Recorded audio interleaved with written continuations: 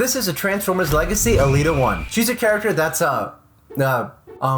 we don't have to continue any further. This figure of Elita-1 is a take on her original G1 design with some extra liberties taken. Now let's take a closer look at the packaging. Through there you can see Elita-1. Right there, you see it says Elita-1. You have her in her alt mode right over here. Once again, this is from the Transformers Legacy line, and it is a deluxe class figure. And hey, you can be a deluxe class citizen by leaving a like down below. Here's a look at the side of the packaging, pretty much the same as the other Legacy figures. On this side you have Elita-1 looking pretty badass. Here's a look at the back in her robot mode and the car mode right over there. The transformation on this is only 14 steps, which is good because I have a baby brain, a very, very tiny baby brain. Now we can open up the figure.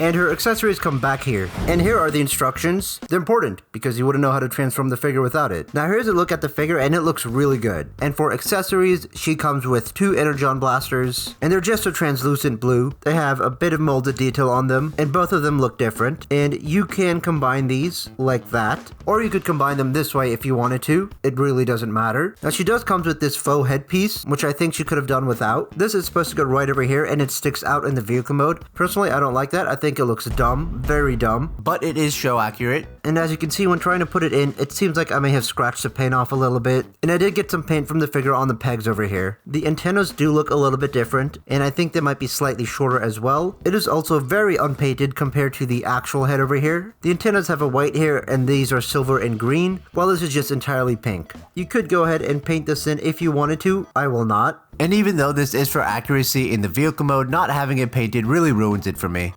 Now a closer look at the head sculpt, I really do like this one. This figure does look kind of cute, and I feel like it has a nice anime aesthetic to it. Or maybe I've been watching too much anime lately and need to go touch some grass outside. Hey, I'm outside right now. This is definitely real grass that cows eat, and birds, and people. And these are real humans outside. I should go outside more. I really do like the eyes. They're very nice shiny blue. She also has some very humanoid looking lips. And there does also seem to be this line going down her eyes. You have these things on the side of her face, whatever they are. Now this part over here seems to have a sloppy paint job on my copy of the figure. The silver seems to have really gone on the head. There are some other areas on the figure with sloppy paint jobs. If you have the same issue in your copy of the figure, please leave a comment below. Here's a look at the back of the head. You have some nice white on the rims over here. Now look at the rest of the figure. You have a nice looking Autobot logo on there. You have some detail and some vents on the chest piece right over here. And you have a little bit more detail in the center of the chest.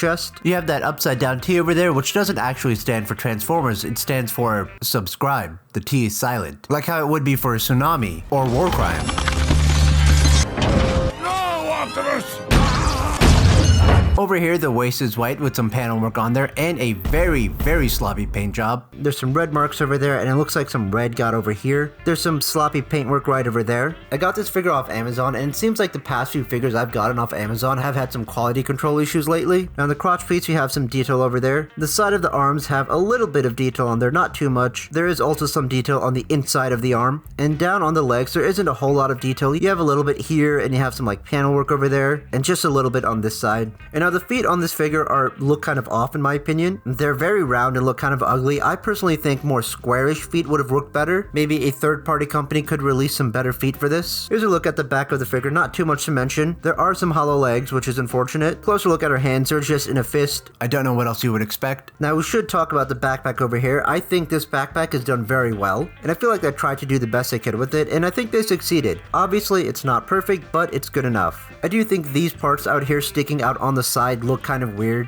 You can bring them down if you wanted to and have her like that, but then the backpack ends up being a bit more bulky. But in the end, it's your preference on how you want to display this figure. I am worried a little bit about the paint application on this because this red over here is already starting to chip in areas. So I feel like if you're not too careful with this figure, you will have to deal with paint chipping. Now for 5mm ports, you have 2 at the top on the sides underneath the wheels. You have ports on the side of the arms. They're a little loose, but they can hold stuff in place. And you have 2 ports on the sides of the legs at the bottom right above the feet. And there is this port at the back where this is supposed to go, but like I said, it looks dumb and I don't want it there. So overall, her robot mode is honestly a really nice robot mode. My biggest fear on this is the paint. And another big fear of mine is dying alone. Now the articulation on this figure is a bit more limited than most deluxe class figures. The head over here cannot really look up and down, but you can spin it around and it is a little bit tight. These arms right here can go out to the side, only that high though. It's not completely level. You can bring the arms up and out and you can bring them back, and the backpack gets in the way of any 360 rotation that this figure could would have. The biceps over here have rotation. There's a more than 90-degree bend for the arms. The hands are a little bit tight, but they can rotate all the way around. Also, these arms here are also a little bit tight, but the tight joints aren't really a big issue. The waist can spin all the way around. Now the legs over here can move out, and you can bring them back only that far. Side movement on the legs is a bit limited, but if you rotate it a bit, you can bring it out some more. You do get that thigh rotation, but it won't spin all the way around. There's also a knee bend, and you can pivot the feet inside like this, but it's mostly for the transformation. Now back again here with her two weapons.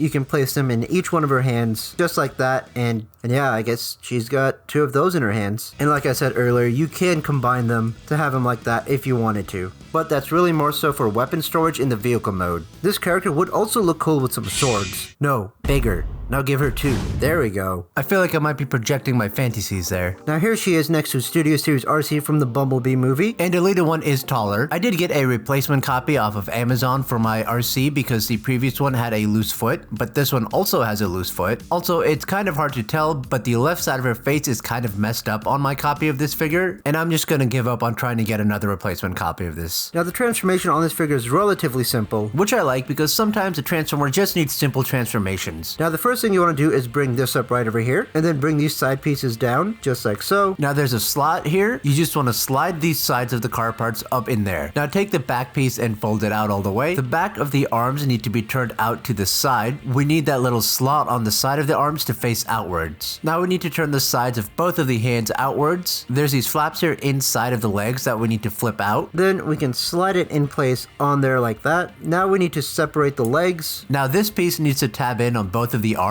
So we just need to do that on both sides like so. Now flip the waist of the figure at 180 degrees. The instructions say that as one of the first steps you're supposed to do, but it's not like I forgot or anything. I just prefer doing it at this step. Make sure these pieces are tabbed in properly on both sides, so that way we can bring these in, and this spoiler section is supposed to tab in there, and this section here is supposed to tab in on the hand. So we just need to get those two pieces in at the same time and make sure everything is lined up. Do the same for the left side, make sure everything is in there. And now these feet need to be turned in over here to form the back of the car. Now here is the vehicle mode for Elita-1. It's got this nice compact sporty look to it. It is a very nice looking vehicle mode, and for some reason it kind of reminds me of Hot Rod's vehicle mode. On one hand I could just be insane and seeing things, on the other hand I might be teasing an upcoming video. Subscribe so you don't miss out on the bootleg masterpiece Hot Rod. I am pretty fond of the transparent blue windshield, and it does have some line details on there. There's not a whole lot of panel work on this figure, just a little bit. Once again, I'm not a big fan of the feet at the back over here. Since this character is a more original design of Elita-1, I feel like they could have done something better with the feet. Here's a look at the side. Now if you flip the car mode over, revealing the underside, you pretty much have the entire figure minus the legs. It does look kind of weird. One thing you could do is flip the head around for vehicle mode if that's something you wanted to do. And another thing to note is that these hands do have to be turned in this way. If you have the hands sticking in any other rotation, this side piece over here won't fit in 100% properly. Now this headpiece over here is supposed to go on top just like that, and like I said before, I really don't like how it sticks out like that. Like, it is accurate to the G1 incarnation, but I just feel like it looks kind of weird. I prefer to just not have it there at all. And what you can do instead is combine the weapons and place it on like that. You can also place the weapons onto the side of the vehicle mode and have them just plug in right there, but now it looks very asymmetrical. I'm going to be displaying this figure in robot mode, so it doesn't really matter. I think I'll have the head there in robot mode as well because it'll be on the backside and you won't really see it. Now if you enjoyed this video over here, make sure to check out this other video over here, and make sure to leave a Patreon. All my Patreons are right here. Thank you, bye. I think I nailed that.